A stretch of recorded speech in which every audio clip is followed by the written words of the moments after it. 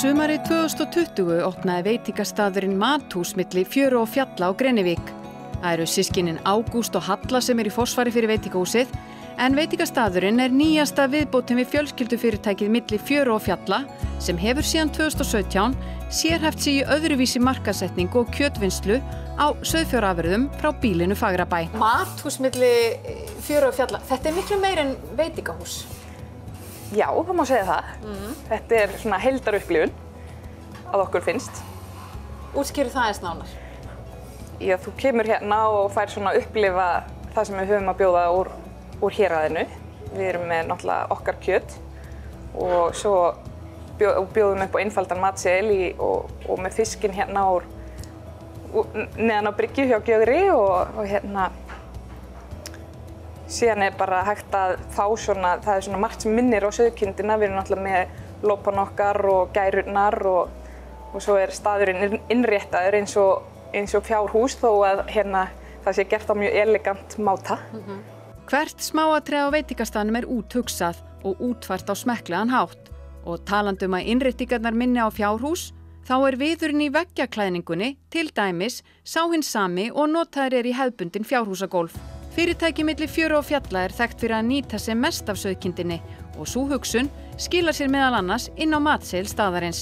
Steikinn okkar hér, það er kannski svolítið sérstakt að segja frá því að hérna við erum með aðal steikina og það er úr ærkjöti og það hefur vakið ótrúlega mikla eftirtekt að það er kannski allir áttu vona að við erum með lamb en hérna við höfum ákveðið að vera með ærin og okkur finnst hún svolítið svona gleymd í matarflóru Íslendinga og við erum að búa til ofsalega fallegan steikadisk og því. Síðan erum við með þá bara náum við að nýta allt í því að við erum með hádegisrétt dagsins alla daga og getum þar alveg skipulagt árstíðabundinn matseðil úr því hráefni sem við þurfum að nýta hverju sinni.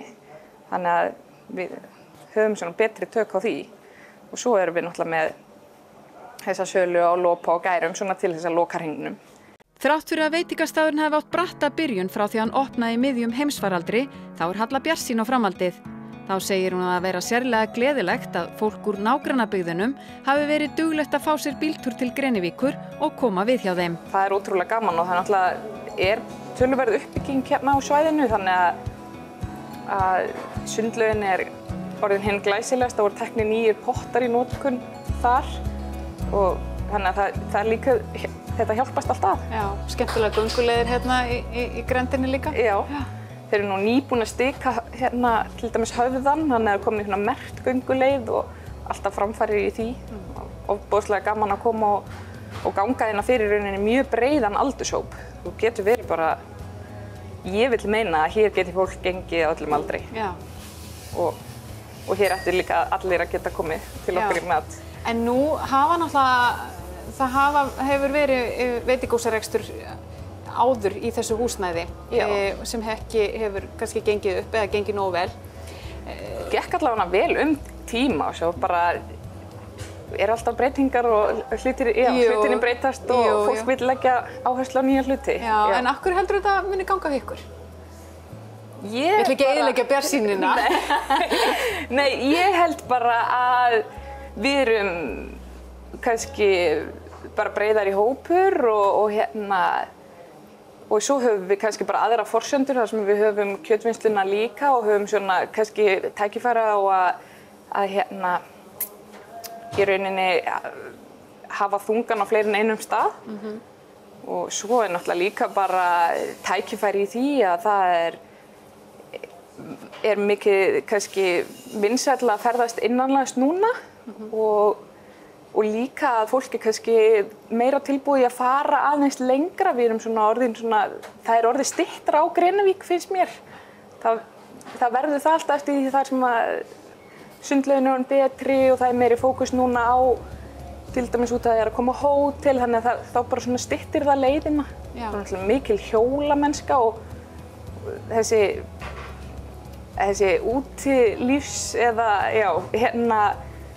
hjá íslensku þjóðinni, það náttúrulega vinnur líka með að fjallaskíðunin, hjólaferðir á Kaldbak, fólk svona kannski í þessu núna og ég held þetta vinni svolítið saman. Já. Og fólk þarf náttúrulega alltaf að fá eitthvað gott að borða. Já. Og þessi líka aukna áhersla á mat úr héraði, hún hefur nú bara tekist nokkuð vel og verið vinsæl. Já, ég held að við séum svolítið komin á það spor svona, þetta náttúrulega búið að vera svolítið lengur úti, þar sem að, ég og maðurinn minn byggum úti í rétt 10 ár og þar hafa þessi lokal markaðir náttúrulega verið að vinna rosalega mikið í Danmörku og Þýskalandi og maður fer á bændamarkaðinn og svona. Ég held þetta sé svolítið að smitast til Íslands. Við erum farin að sjá náttúrulega miklu meira á grænmetismörkuðum og svona smásölum. Þannig að ég held að við séum svolítið að kveikja á því að íslenskt hráefni er úrvals í héraði. Já. Þannig að og við reynum að það hefur verið áhersla milli fjöru og fjalla alveg frá upphafi að nýta gott hráefni og vera með 100% hráefni í öllu sem við tökum okkur fyrir hendur.